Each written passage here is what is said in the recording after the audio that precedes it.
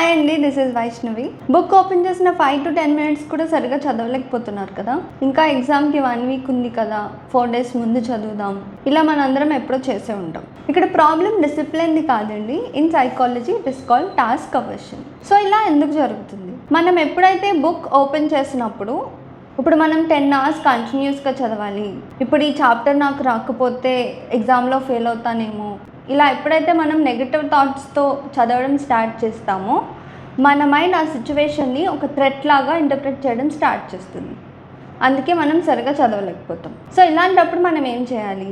మనం 10 hours కంటిన్యూస్గా చదువుతాం అని కాకుండా, ఇప్పుడు నేను ఒక 15 minutes కంటిన్యూస్గా చదువుతాను, లేకపోతే 50 MCQs ఈరోజు కంప్లీట్ చేస్తాను, 1 hour ఖచ్చితంగా చదువుతాను. ఇలా ఎప్పుడైతే సింపుల్ టాస్క్తో మనం చదవడం స్టార్ట్ చేస్తామో మన మైండ్కి ఈజీ అండ్ అచీవబుల్ టాస్క్ లాగా అనిపిస్తుంది. సో నెక్స్ట్ టైం ఏదైనా ఎగ్జామ్స్కి ప్రిపేర్ అవుతున్నా, లేకపోతే ఒక బుక్ కంప్లీట్ చేయాలి అని మనం అనుకున్నప్పుడు మొత్తం ఒకేసారి చేద్దామని కాకుండా just start small, you will achieve it. Thank you.